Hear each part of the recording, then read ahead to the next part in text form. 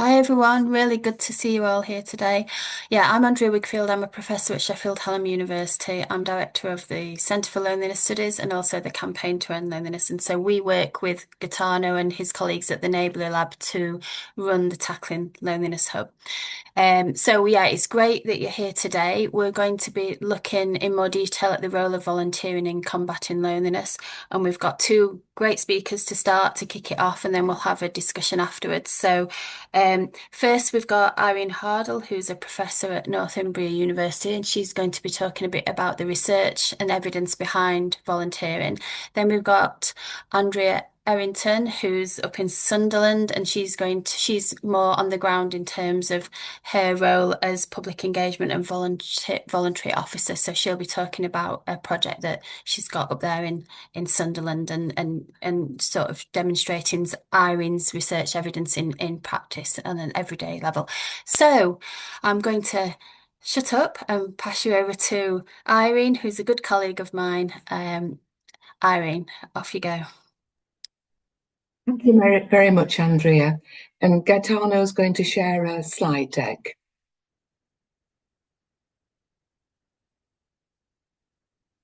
This lunchtime, I want to briefly describe some research I've undertaken over a number of years. Some research with a late colleague of mine, Sue Baines, who was at Newcastle University, then at Manchester Met. My colleague Graham Stark at Northumbria University, and then briefly some evidence from a study I led during the COVID-19 pandemic that was funded by the Economic and Social Research Council. So the next slide, please, Gaetano.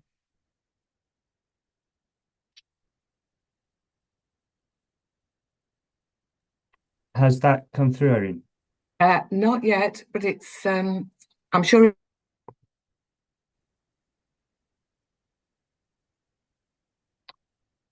Let me just reshare. Hang on one moment. Sorry about that.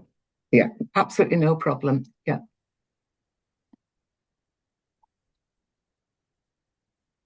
Okay. Can you see this? Still the first slide. So we try the second slide. Yeah, brilliant. Thank you, Gaetano. So why people volunteer is deeply personal, and it's undertaken for very different reasons. And people mightn't use the term volunteering, that Andrea will say more about later on. But helping others through volunteering has to be fitted in with other calls on our time, caring for family, paid work, and crucially, volunteers have to search out volunteering opportunities.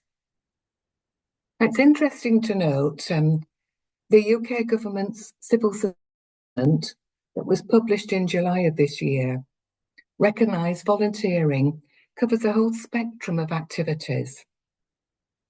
People give time to others by volunteering in the public, the private, and the voluntary sectors.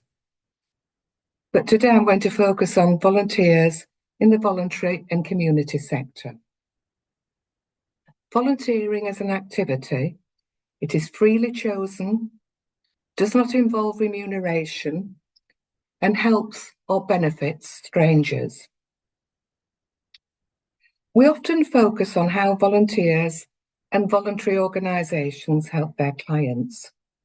But today, we focus on the role that volunteering plays in people's lives, especially in overcoming loneliness. And I offer some insights from a study of volunteering that Sue and I undertook in a Derbyshire community that was funded by the Economic and Social Research Council. But first of all, some statistics. So the next slide, please, Gaetano. Now, these graphs are incredibly small, but you are going to get the slide deck after the presentation. Now, these data were prepared by my Northumbria colleague, Graham Stark, and he took an analysis of data from the Community Life Survey, and he looked at the period from 2012 to 2023. And the slide on the left is volunteering by the English regions. And you can't see it awfully clearly, but for every English region, especially since 2020, the number of volunteers recorded by the Community Life Survey declined. And what we can see is that volunteering, the number of people volunteering hasn't recovered from the pandemic. The slide on the right looks at the number of volunteers by self-reporting of gender, male or female. And again, the number, by looking at the data this way, the number of men and women volunteering has declined. Next slide, please, Gaetano. Now, again, it's awfully difficult to see this, but this is analysis of the number of volunteers and how they recorded their marital status. And apart from those volunteers that said that they were married or in a civil partnership, all other household types by marital status declined. So that's cohabiting, divorced, separated, and widowed. So some rather gloomy statistics. So the next slide, please, Gaetano. Now, what I want to tell you about now is a study that Sue Baines and I undertook. And in this study, we identified some key charities in a community. So it was a former industrial town in Derbyshire. And we identified, with the help of key informants, the key charities. And through these charities, we were able to approach volunteers, and the participants who agreed to be part of our study, first of all, completed a survey that gathered life history information about them. And then they participated in one-to-one in-depth interviews. And in the in-depth life history interviews, we asked people to explain and reflect on their life, their past, their present, and the future. And our participants were encouraged to reconstruct key events in the process of becoming and remaining volunteers.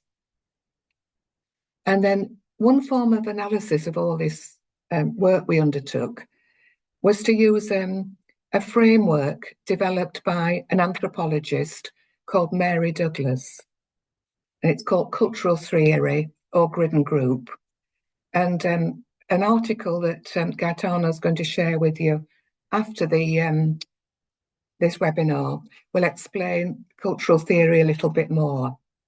But what Mary Douglas's work enables us to do is to look at people's patterns of the social organisation of their lives and the social networks that they participate in. And the social networks of some people are much stronger than others. And one group that I want to focus on now is a group that have very weak social networks. And this group volunteered if they were invited to. So someone made a personal approach to them. Could be someone they count as a friend, a colleague, or an acquaintance. And some of these people with weaker social networks also responded to a press campaign. So these people volunteer, they react. So they're not proactive, they're reactive to someone nudging them to do something. And for some of the people with weaker social networks, volunteering enabled them to reconnect and broaden their social horizons after a milestone event. So this could be bereavement, retirement, or other things. I'll just briefly tell you about two volunteers.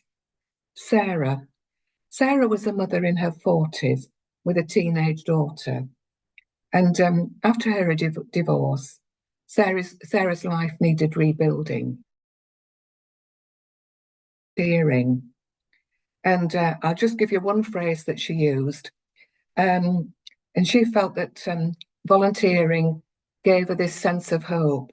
And she said that the fact that there's another family that needs you made her feel so much more positive about herself. Now, Lily was also, her life was enriched by volunteering. And Lily was in her 60s and retired after 45 years of working with one employer. Now, Lily was a single woman, and she said that she was retired, and then she started talking to a neighbour who ran a luncheon club as a paid worker for a charity. And this paid worker said, "Why don't you come and help us?" And Lily had told her that she said, "I sometimes get a bit fed up." And when her neighbour said, "Oh, come and help us," which she did, and it transformed her life. And 2 days a week, she started volunteering and regained confidence. So some volunteers proactively seek out volunteering, whereas others are not as confident and react to being invited or someone suggesting, "Why not go and help?" They may be less confident, but if encouraged to volunteer, they can really make a difference to other people's lives. Next slide, please, Gaetano. So since my study, there's been a number of other studies that have looked at people's pathways to volunteering. I'll just mention some work done by NCVO, the National Council for Voluntary Organisations. For over a decade, they've been looking at people's pathways to volunteering, and they focus on people's journeys, and they've undertaken research across England. And one of their important findings is the role that volunteering can play in overcoming loneliness. And we know in recent years that our connections to neighbourhoods and communities and our sense of belonging have come under pressure. We've got increased feelings of insecurity and instability. And we know from the data from the Community Life Survey and other data that volunteering rates haven't recovered from the pandemic. And we know that voluntary organisations are under pressure. I've just put one quotation on this penultimate slide, which is from Lisa Nandy, who is currently Secretary of State for DCMS. And prior to being a politician, Lisa did work in the charity sector. And Lisa said in her book published in 2022 that she believes that people in every part of Britain have something to offer. And when we open up the conversation so that more of us can contribute, we all gain. And we're going to hear about some deeply personal stories from the North East through our Know Your Neighbourhood projects in a moment from Andrea. And my final slide is a bibliography, and Gaetano will share some of those publications with you if you want them at the end of the particular webinar. So I'll finish there and hand over to Andrea. Thanks, Irene. That's really great. If anyone's got any questions, if you can put them in the chat, we'll come to all the questions for both speakers at the end. So, Andrea, can I pass over to you now? Hello, everybody. If Gaetano could share my first slide, because I have a little slide deck to present to you. But thank you for allowing me this opportunity.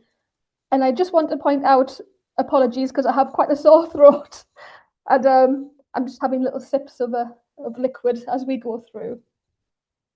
Right. Well, my name is Andrea Errington, and I'm the Public Engagement and Volunteering Officer for Sunderland Library Service, including Culture House, which is going to be our brand new central city library coming up shortly in spring in 2026. Right, and then my role here with being the volunteering and engagement officer was a very interesting start, I have to say. Our libraries were closed. Next slide, please, Gaetano. Our libraries were closed for refurbishment, and we were very excited to be able to offer a new program, but we had no real space in which to offer it. So we had the idea of going out to existing community groups and sharing some of our skills or our knowledge, and trying to test program to see what could help encourage participants and hopefully volunteers. My particular focus in the role that I have was for the Know Your Neighbourhood project and for the over 65-year-olds. So I was so excited to start the project because on a very personal level, I was a teacher for 22 years, and then serious illness forced me out of my role, and I was very, very isolated, and I didn't know which way to turn. I thought, I've been so busy all of my life. I couldn't kind of get used to the idea of being almost like redundant. So I volunteered. I became a volunteer in the community sector, in heritage and in creative partnerships, and it was a lifeline. And I thought, if I could encourage anyone else to be able to feel the joy and the sense of usefulness that I felt, I was so happy. And when this job came along for me, it seemed to be a perfect fit. Like I say, with the problems we had with some of the rooming issues we had to even start our programme, we went and looked at ideas of social prescribing. We talked to people who could help recruit not only participants but potential volunteers. I put posters up in the local supermarkets, anywhere that I could think some of my future participants might attend and see the information. We had so many different ideas. My background was a graphic design lecturer and art teacher, so I tried to use some of my skills. I did teach adults at one point long ago, so I was trying to remember, and I thought, okay, I'll try some new and, in my view, quite exciting courses. So we had restoring old photographs as an idea. We had create a photograph album on your computer, calligraphy. We tried all kinds of things, but if in reflection they were very singular activities. You'd sit on a computer and you're not really communicating with anyone but the person like myself who was facilitating the sessions. Next slide, please, Gaetano. So after lots of consideration and a bit of thought, we managed to get a regular venue. And this was the change for us in terms of participants and volunteers. We brought it right down from the very technical, the look at computers, to something very, very simple. And that was the We Are Friends social group. And we had a space in the museum next to our only open library at that point. And it was a very small library, so we couldn't facilitate the group within it, but we were nearby. The social group started off as a very simple idea: come in for a cup of tea, come in for a chat, you're very welcome. And there was nothing more to say than that at this point. So we had a couple of interested people. We started off with about 2 participants in this group, and this was in July in 2025. And over the coming weeks, we've now got a regular 24 to 25 people attend every single week. And so there was obviously a need for that friendship and that drawing of people into a safe social space. Now, from the diagram, it's a bit messy, I can see that, so I'll try and explain. The names underlined are the names and ages of the people who attended the group with their permission, and not their full names, that have since volunteered with us or become a volunteer for some of the other programs that we run. And there's been such an eclectic mix. Now that our other libraries are actually open, we've had podcasting. I have people telling me they would never dream of coming to a group, and then suddenly a month or 2 later, they're hosting their own podcast fairy tale story session. And as a volunteer, we had a few people read fairy tales for children and have them recorded. We have volunteers now running craft sessions with us. We have board game volunteers who bring other groups together. We have current conversations about what people can offer in the terms of volunteering. Like somebody wants to do an art session with us. We have like anyone else who works in this area in the libraries, we do a lot of activity open to the general public, like festive events, for example, this month. And we have people running their own stalls and sharing their craft ideas, all because of this particular group. It was a catalyst for everything. And I'm so happy for them that they found a place where they feel it can offer something and contribute something. One of my really proud moments of my volunteers is just at the bottom of this slide. It says a Find Your Family Tree group. Now, participants initially who became volunteers formed this group themselves. They started volunteering in lots of other ways. They attended other sessions that we offered, but in conversation, and that's the big thing, talking and having a chat and becoming comfortable with each other. They've shared their ideas where they are very interested in ancestry and finding family trees to help other people. So 3 volunteers now run that session entirely independently, and I'm there only as support in the background. They no longer need me to guide them through that, and I'm a person who is just champions people like them always. You know, they've done a great job. Next slide, please. So here, I mean, all the photographs I've used today are all photographs I've taken from groups. There's no stock imagery at all in this PowerPoint. So you can see a collection of people there, from not only enjoying their podcast session to doing their art, research, board games. We have, what I find interesting, it's something I mentioned, we talked to Irene about earlier on, is sometimes people, I realised, didn't like the term volunteer. They just felt, oh, I'm not a volunteer, but I do want to help you though, and I just like helping out. And you know, because of the relationships they build with us as staff, I suppose, they feel like helping out is more, they understand it more. However, just on the edge of that, as soon as they get the volunteer badge, they're over the moon and very happy to wear it. But the term volunteer can put people off a little. The very first volunteer we employed, if you like, we called a befriender, and people who I spoke to often considered volunteering as something you might have in a charity shop. They kind of hadn't got their head around the idea that their own skills and their history would be so welcome and so valuable. So we have our very first volunteer, Jeanette, who was a befriender. So anyone who comes to our large social group is never really alone initially. We'll make every effort to make sure they join the conversations with everyone else and feel welcome and valued just as soon as they walk through the door. Next slide, please, Gaetano. Now, this is I can read the quote out because this one really resonated with me after speaking to one of the volunteers. And she said, I never expected to become lonely, but after losing my partner and friends, I started to realize I was. I began attending groups and gradually built confidence by getting to know staff and others. Volunteering at events led me to run my own sessions based on my interests, where I now meet people weekly. This experience has truly transformed my life. And it's that end statement that will resonate with me for always, because her life has improved.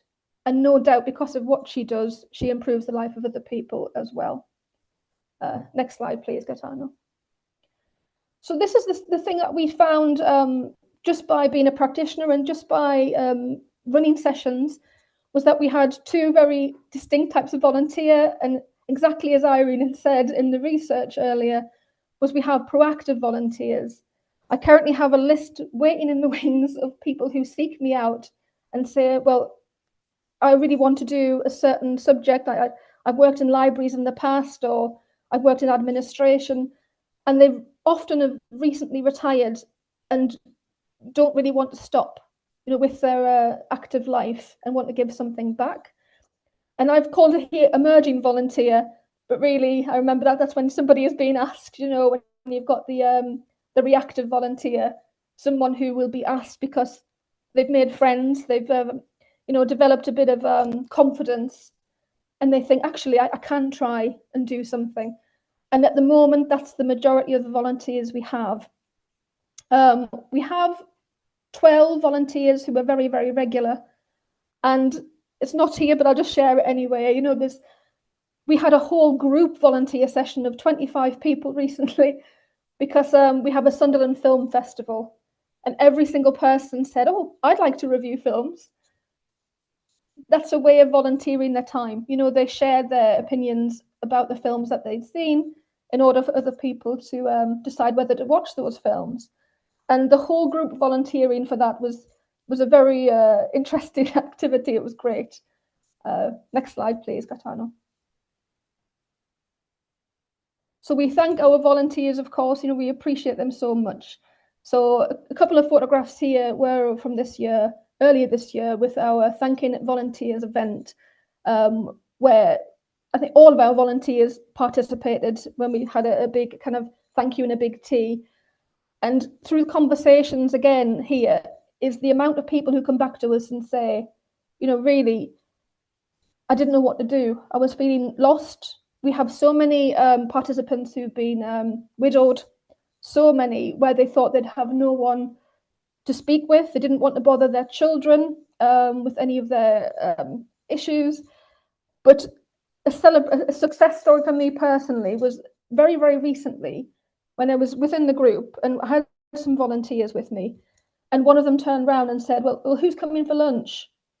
And a lot of them just went out. They'd never met each other 4 or 5 months ago. And now they're organising their lunch dates. And that really was something very special to overhear. So I was very, very pleased about it. And, long may it continue, I hope. The link on the bottom there, I don't know if Gaetano could share it in the chat. I don't know if that's possible. But we record a lot of things in photographs and even the podcast fairy tales. And through that link at the bottom, anyone who's interested can review and listen to those fairy tales and see what you think. But that's all really I have to say. Thank you very much. My voice has managed to stay, so I'm grateful. Thank you. Thank you, Andrea. Well done. You got through that. Hope your voice is okay. Have a few drinks. Brilliant. I thought those two presentations were really, really insightful. And it's interesting how there's some synergies between, quite a few synergies between them in terms of the role of volunteering, the reasons why people volunteer, and the fact that actually often we assume that volunteering is around when we think about volunteering and loneliness, we assume it's volunteers helping other people who might feel lonely. But, clearly volunteering itself supports those volunteers to make those social connections as well, and often is a trigger for people who are lonely, as Irene mentioned, at different sort of milestones in lives or transition points. Really, really interesting.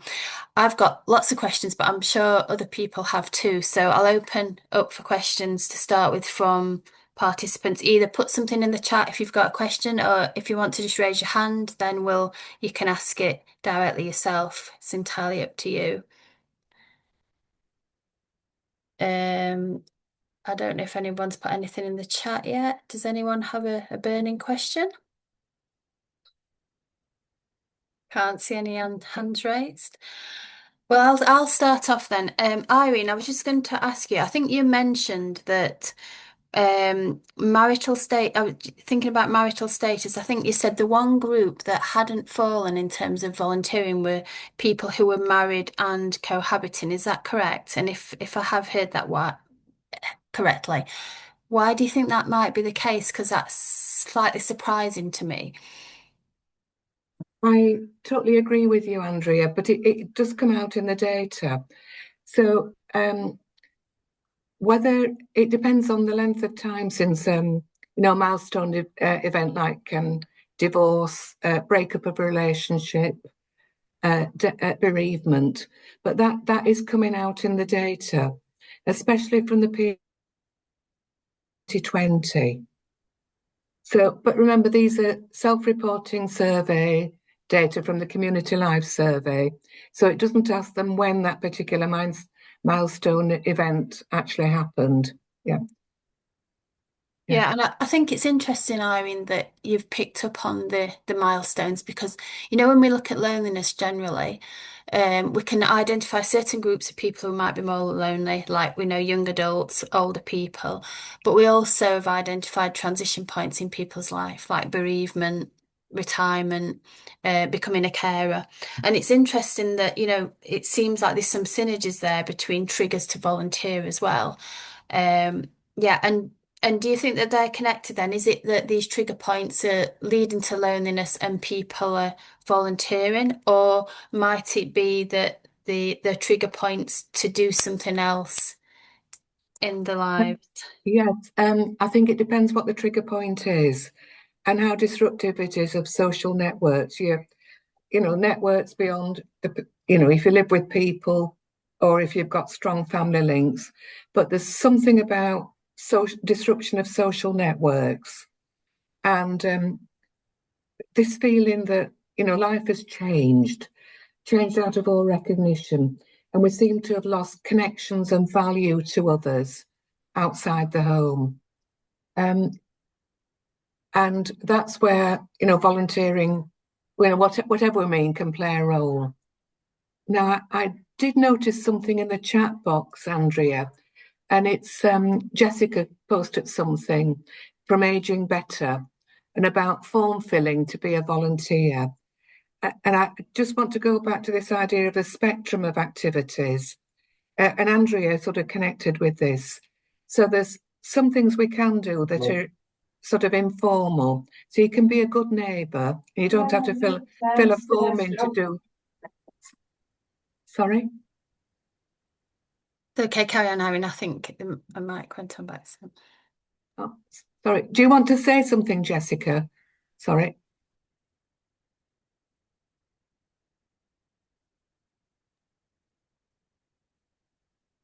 Carry on, Irene. Yeah. Yeah. It was just to say that for formal voluntary organisations, because of legislation, but there is form filling involved, so, and it's not cost free to the voluntary organisation.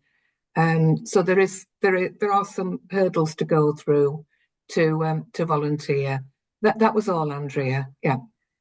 Thank you. Okay, so has anyone else got any questions? Maybe any participants on the call who engage in volunteering or recruiting volunteers themselves, or who want to talk about a particular project that you're running and the effectiveness of volunteering to reduce loneliness? Andrea, I was just Oh, going. brilliant. Hi, Jess. Hi, I was just going to really add to that comment. So the Aging Better programme was all about reducing loneliness and social isolation for older people, and it was really became quite evident that it was easier to engage people and rebuild those connections through asking them to do something than just doing to them, really. But that, I think it was some of your research, Andrew, as our evaluators looked at that, asking people to help rather than volunteering, because volunteering was seen as a really middle class activity for a lot of our participants, especially from really deprived areas. So people didn't think they had the skills to volunteer because they thought it was some strange technical thing you had to do. And when they would see that it involved helping run a community group or just introducing new people to an activity, it's like, oh, I can do that. That's about people. That's something I can do. And so I think their confidence was built in that way. And then when you needed them, if you wanted them to step up to be a befriender and you needed to do the safeguarding stuff, at that point you could ask them to fill in the forms. But it's one of the things I always say to people now is if you can construct lots of places and ways that people can just help out, help you organise the tables, pass the tea round, little jobs that give people the confidence to engage, it's really helpful. But I think there are a few organisations who've got, perhaps particularly since the pandemic and lots of issues about going back to volunteering, lots of people have got really stuck in there, but you've got to fill in 11 forms before you can become a volunteer. And they're now finding it really hard to recruit people because they've kind of put all these barriers up. So I think it's going to be, hopefully there'll be some interesting movement in the voluntary sector around sort of how we balance this getting people engaged really formally and then getting them to step up. Thank you, Jess. That's really, really interesting. I think, yeah, so we evaluated by coincidence Yeah. the program that Jess is talking about, Time to Shine in Leeds, which was funded by the Aging Better program, as Jess mentioned. And I think one of the key findings of that evaluation as well was that men and women respond to different terms differently. So I think from memory, we found that if we were trying to recruit older people who were lonely, men were more likely to get engaged if they thought they were helping other people Yeah. rather than being lonely themselves. And it wasn't as important to women. So I think that's really interesting.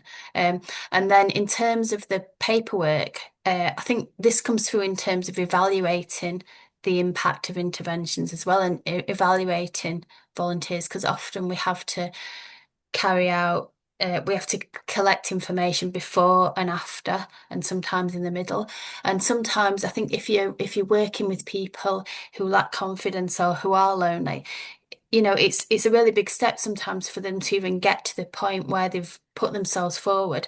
And then if the first thing they're confronted with is to fill all these forms in and tick boxes and say how lonely they feel and that we're going to measure this over time, it really is quite off-putting. And I think, again, through your Time to Shine project, we also found that out, didn't we? We had a number of projects which were based around eating food, for example, and we had volunteers who hosted tables to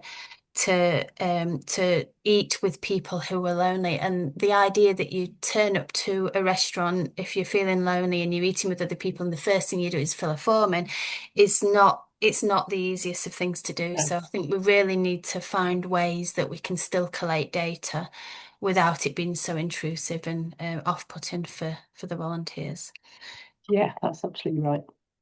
Yeah. And Andrea from Sunderland, have you also kind of I'm guessing this has come through quite a lot in your work in terms of the form, the completing the forms, and how have you managed to get around this, or haven't you at this point? Yes, it's a very similar story. We have a form process for the volunteers to fill in. I mean, I do, as was said, I leave it a little longer before I start approaching what looks like quite an onerous task, to fill in all these details that when somebody is brave enough to come in and offer their time, to us. As well as that, our library policy is to have a DBS check for all of our volunteers. So there's another process and another kind of long kind of process, which I understand the importance of that, but it's quite the ask, as well as the volunteer forms to get in to get the registration for that, bring their ID in. It's quite a substantial thing for them to do. At the moment, all I'm doing really is just giving it that little bit of time and making sure that the people who want to volunteer are very, very comfortable. And sometimes, I even just take them individually for a cup of tea and fill the form in with them, and then try and kind of use it as a more informal activity where I can. And I'm just wondering, Andrea, because you mentioned about sort of starting, it sounded like you'd had some real difficulties to start with, some challenges in terms of recruiting volunteers. And then you said even when you had this sort of constant group that you were having, this social group, you started off with 2 participants and then you've ended up with like 25. Yeah, what advice would you give to others on the call who are trying to recruit volunteers? Because in the time, as I think Irene mentioned in her statistics, we know that number of volunteers is declining at a time where we're actually seeking more volunteers because we've got lack of funding in areas that were funded before, and we're relying on volunteers really. So is there any advice you could offer in terms of how you really build that up? Well, for me, on reflection, it really was getting to know the participants and spending a long time just chatting about their lives, about their interests, childhood, career experience or lack of, so it was getting to know their main interest areas. So, for example, one of the participants who now runs the family tree, in a conversation, she'd said, "Oh, years ago, I'd gone to the college for an adult session on this, and I loved it. I really enjoyed it." And that was like 20 years previously. And I just, I said, "Well, no pressure, obviously." I said, "But, we can bring this back for you, with support." So it was always their interest that I kind of pick up on. Very similar with a conversation I'm having now with a gentleman who is finding some sort of peace after a stroke that he'd had in artwork and going back to what he enjoyed at school 50 years plus ago. He loved to paint and draw, and now in retirement, he's picked up the hobby again. And when he sits, he brings in his artwork. And our group's a bit, the big group, they like to do a craft. It didn't start that way, but I bring activities to the group as well. And we get guest speakers in and the things that can trigger the conversation, basically. And you find out more and more about the participants and their interests. And that's definitely been the help, really. And we had one lady who wanted to volunteer but didn't know to do what. And I just said to her, "Well, okay, that's, we can find a role for you." I said, "What did you enjoy the most going back to when you were younger?" And she was the person who loved the board games. And I said, "Well, we can definitely gather some board games for you and we'll support that. And we'll invite people to come in." And she has about 7 people attend that every week in one of our small libraries. And the people who've come in as individuals, and it's been running for a few months now, and I can see the progress of this group, and how there's people interested in more things they can offer themselves. So it really has been, for me, getting to know you is a really, and I know we can't always help it with staffing and things like that, but having a consistent staff, like a consistent face and somebody they get to know, rather than just having people kind of take over these groups, has been actually quite helpful, because you become like a confidant to people as well, and like a friend really as well. So people build their trust and then share their stories. So it really is quite a time-consuming activity, but sounds like you put that effort in of time and getting to know people, and actually it does pay off in the long run. Yeah. And Irene, have you did this come across in any of your findings about kind of recruiting volunteers and how you maybe support them, and just thinking about the sustainability as well going forward? Because obviously, Andrea, you've got funding from the Know Your Neighbourhood initiative, but just thinking, when that funding, if that funding runs out, when that funding runs out, often that sustainability of volunteers or recruitment of volunteers and keeping them moving might be tricky. So are there any longer term things we can do? But this is for both Irene and Andrea, really, in terms of trying to maintain those volunteers and the cycle of them. Well, Andrea, I think you've raised a really important point.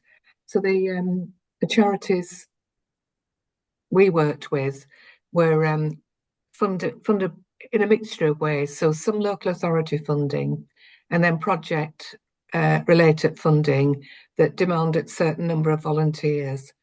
And as has been said in the chat box, volunteers are not, if you're a formal voluntary organisation, it's not cost free, and they have to be recruited, DBS checks, etc. And so it is a costly and creates a number of hurdles for the volunteer as well as the organisation. And the funding is very uneven, and we know that funding is very difficult at the moment. We'll all have heard stories of local charities and national charities that are having to restructure because of a funding crisis. So although volunteers don't receive any remuneration, they are not cost-free to the organisation. And so some need help with expenses, and then it's the cost of recruitment. So we have a real issue, and some of the issues are recognised in the Concordat, but we don't have a solution for overcoming the funding crisis. I think we'll all know, and with many people participating today, will know that the demand for their services is increasing, whereas their costs, the income stream isn't increasing, to give them the capacity to deal with the need. So we have a real problem within the sector, Andrea. Thank you. Andrea, anything you want to add to that? Well, as said earlier, the Know Your Neighbourhood Fund for us has been really everything to do with recruiting our volunteers, and it's been the best experience because of that funding. It's allowed us to kind of trial program. It's allowed us to invite those guest speakers, or just the current extension project of the Know Your Neighbourhood is allowing us to improve our existing what we offer. But yes, the future of the volunteering and keeping it going like this is quite a difficult process to kind of think how that's going to really work in real terms. When we've got 2 local libraries open currently, and the volunteers we have there, in terms of financial reimbursement for participants, they live very locally, so they kind of can walk in, to the centre, and they don't need any extra support financially. But that's not always the case, and I wouldn't want to turn anybody away, from volunteering if they needed some sort of financial help in terms of transport and things like that. This is a subject that I'm going to be looking into along with my colleagues quite a lot in the near future, because we don't want to lose our volunteers. They do such a wonderful job, not only for other people, but for themselves. It's really important for them to continue to feel that they have a place and a value to offer society. So this is a conversation that is ongoing, but unfortunately no real solutions to as yet. I'm sure, and hopefully, there'll be some more dialogue about this with the Civil Society Covenant as well, hopefully going forwards. Because if the government are keen to promote this, then we need to be thinking about how that's resourced at all levels, really. Brilliant, thank you. And Jess from Leeds has also said she recognises a lot of what you've been saying there in that response as well. Thank you. So I think we've got a slightly different topic now. Paul wants to ask some questions about terminology and language. Paul, would you like to unmute and ask the question yourself? Yeah, hello everybody. Hi, Paul. I just wondered if anybody had sort of cracked the problem or challenge of language and signals that you send out when you are trying to reach out and get people to unquote volunteer, because there are a number of terms, I think, and volunteer is one of them, that kind of set up a rather lower expectation of what we're looking for. Retirement is another one. Getting old, I hear a lot of my friends talking about getting old or feeling old. But volunteer is a kind of devalued or neutral term. The Olympics did a thing where they gave people really good titles like ambassadors, didn't they, when they were held in London? And I just think that's very important, that it conveys the fact that you're offering meaning and purpose, and to use those skills which you haven't lost. Yeah, thank you, Paul. That's a really important point. I don't know who would like to go first, Irene or Andrea? Well, I can just start. I'll go first if that's okay. Excuse me. As was mentioned earlier on, the term volunteer, I agree, is kind of, it's a difficult one. People don't like it. They who I've talked to, they like to just help out. And I do like what you said, Paul, there about how the Olympics had the ambassador. It feels like more of a focused role than something just, oh well, it doesn't mean much to me to volunteer. I've got more to offer than what the term volunteer suggests, perhaps.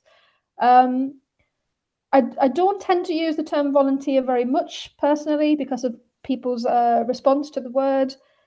And to be honest, it's a really good bit of food for thought, because I think now I'd like to consider a new term that we need to invent or think about that is a more suitable replacement for the word volunteer.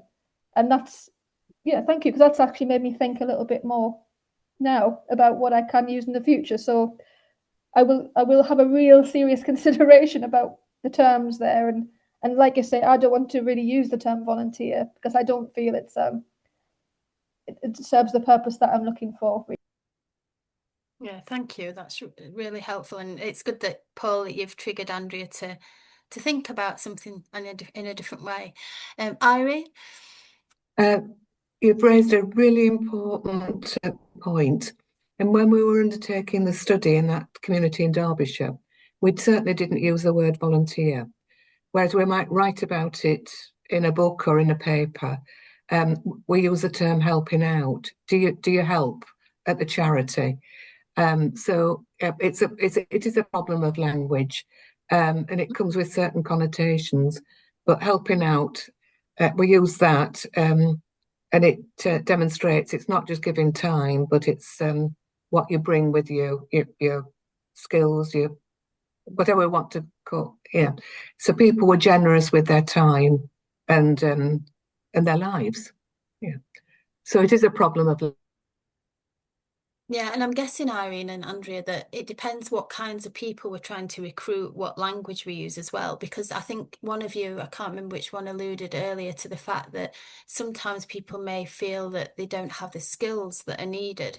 So if it was something like ambassador that Paul mentioned, that might work really well for some people who feel they've got a certain skill and want to develop that. For others, they may feel like, oh, I can't possibly do that, whereas the helping out bit might make them feel a bit easier. So to be interesting to explore that as well, like what kinds of language and terminology do we need for which kinds of people, so we can build people's confidence to come forward as well.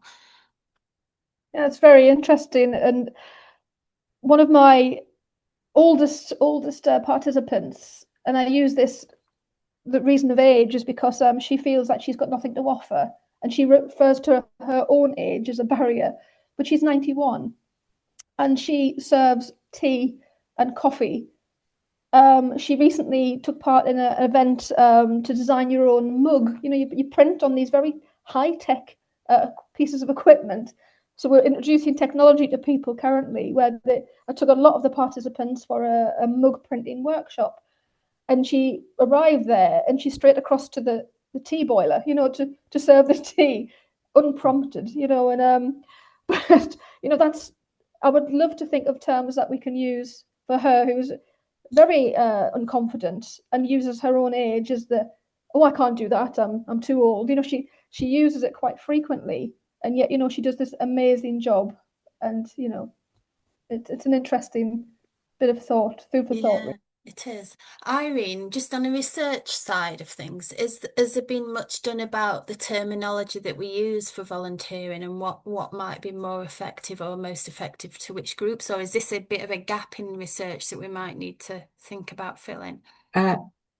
It's not a gap. It's so it's thinking. I mean, I'm thinking it here of PhD done by a guy in at Dundee, Mike Wolvin. So he looked at the whole spectrum. He used the term spectrum of volunteering, and looked how different activities, unpaid activities, connect and boost confidence. You know, from being a good neighbour, you know, informally helping in a more ad hoc group, a community group, to a more formally constituted organisation. But I think it's not just it's what we do, but it's also having it's this key word that Andrea's kept reusing, confidence, that you are of value to others. So the problem is it's nebulous. It covers a lot of activities. There has been work done. Unfortunately, the government focuses on certain terms.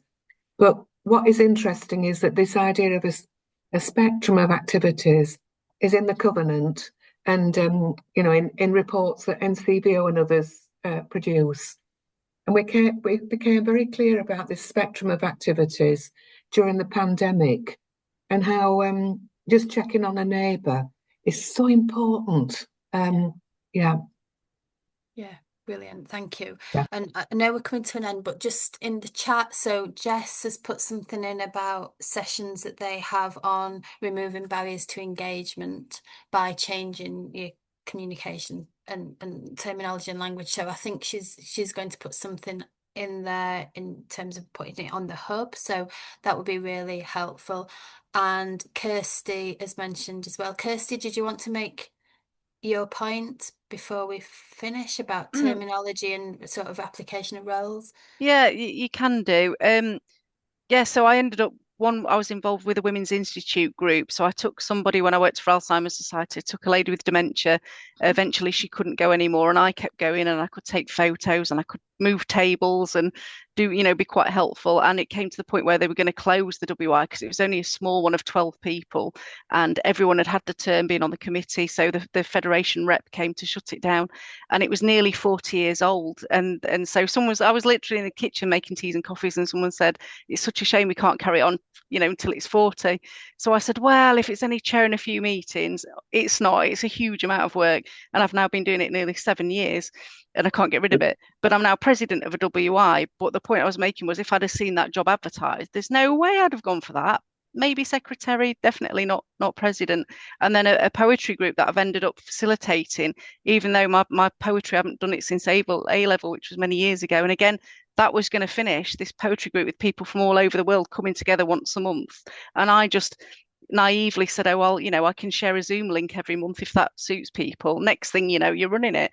And again, if I'd have seen that, I wouldn't have applied for it. So I very much agree with the helping kind of viewpoint. And now at the WI, when we do a vote of thanks when the guest speaker has spoken, so it's just a thing to say, thank you for everything you've spoken about. And this bit was particularly interesting and this kind of thing. And we have a list and no one ever puts the name down. And so I have to put my hand on the shoulder and go, would you mind just saying thank you to the speaker? So every time I look around and grab someone at the time, and people still worry about that. So the confidence thing is massive, and how you term things is so massive, isn't it? So. Yeah, you're right. And thanks for that. Yeah, I'm sure we could talk a lot more about this really, really important topic. We've run out of time now, but I think we've got a few really interesting things in the chat where people put comments and links to things. So Gaetano, hopefully you can share that with everybody after who's been here, and we'll be able to send round the slides as well. So thank you ever so much, everyone, for this really interesting session. Thanks especially to Irene and Andrea. And I think when you finish, when you leave the meeting, there'll just be a very short survey. It'll be really helpful if you could complete that because we're just having a refresh of the hub and we'll be looking for the next sort of period about what we're going to do with it, what the webinar should look like. So it'd be really good feedback for us to think about moving forward and improving the hub even further. Thank you ever so much, everybody. Thank you, everyone.